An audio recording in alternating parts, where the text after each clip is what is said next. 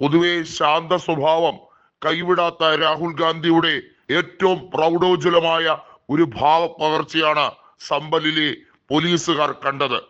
വലിയ തോതിൽ സംഘർഷമുണ്ടായ സമ്പലിൽ അവിടെ സംഘർഷങ്ങളെ നിയന്ത്രിക്കുന്നതിന് പകരം പ്രതിപക്ഷ നേതാവ്, അതും ഇന്ത്യയിൽ ലോക്സഭയുടെ പ്രതിപക്ഷ നേതാവായ രാഹുൽ ഗാന്ധിയെ തടഞ്ഞ് വലിയ തോതിൽ അത് തേച്ചു മാച്ച് കളയാൻ ശ്രമിച്ച യോഗിയുടെ പോലീസിന് കണക്കിന് കിട്ടി. സമ്പലിലെ പ്രശ്ന സങ്കീർണമായ മേഖലകൾ സന്ദർശിക്കാൻ പ്രതിപക്ഷ നേതാവ് രാഹുൽ ഗാന്ധിയും അതുപോലെ തന്നെ വയനാട് എം പിയായ പ്രിയങ്ക ഗാന്ധിയും കൃത്യമായി ഉത്തർപ്രദേശിൽ എത്തുമ്പോൾ അതിനെ നാനാവിശത്തു നിന്നും തടഞ്ഞുകൊണ്ട് എല്ലാ തരത്തിലും ഒരു വലിയ അട്ടിമറിക്ക് വേണ്ടി ശ്രമിക്കുകയായിരുന്നു യോഗി ആദിത്യനാഥ്. പക്ഷെ അതെല്ലാം വലിയ തോതിൽ ചീറ്റിപ്പോയിരിക്കുകയാണ്. ഹത്രാസിൽ എങ്ങനെയാണ് രാഹുലിനെയും പ്രിയങ്കയും കടത്തിവിടാതിരിക്കാൻ ശ്രമിച്ചതെന്ന് നമുക്ക് എല്ലാവർക്കും അറിയാം. അതിന് ശേഷമുണ്ടായ നിമിഷങ്ങളും നമുക്കേവർക്കും അറിയാവുന്ന കാര്യമാണ്. അതുകൊണ്ട് തന്നെ രാഹുൽ ഗാന്ധിക്ക് ഇതൊന്നും വലിയ വിഷയമല്ല. ഭാരത് ജോഡോ ന്യായ് യാത്ര ഇന്ത്യയിൽ അങ്ങോളം ഇങ്ങോളം സംഘടിപ്പിക്കാൻ അവിടെ നടന്ന് എല്ലാ സ്ഥലങ്ങളിലേക്കും യാത്ര ചെയ്യാൻ കേൾപ്പുള്ള ഒരു നേതാവിന് സമ്പലിലെ പ്രശ്നങ്ങൾ പരിഹരിക്കാനാണോ അത്ര സമയം വേണ്ടത്?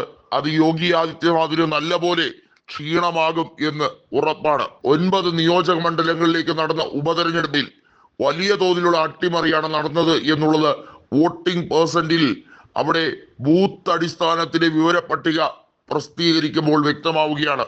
എല്ലായിടത്തും കള്ളവോട്ട് നടന്നിട്ടുണ്ട് എന്നുള്ളത് വ്യക്തമാകുന്ന സാഹചര്യമാണ്.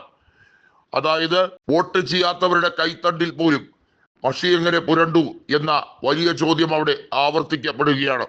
വോട്ട് ചെയ്തവർക്കാണെങ്കിലോ ആ വോട്ട് രേഖപ്പെടുത്തിയതുമായി ബന്ധപ്പെട്ട VVPAT സ്ലിപ്പ് ചോദിക്കുമ്പോൾ കൊടുക്കുന്ന പോലുമില്ല. അത്തരത്തിൽ വലിയ തിരിമറി നടന്നിരിക്കുന്നു എന്ന ആരോപണം അതിശക്തമായിരുന്നു.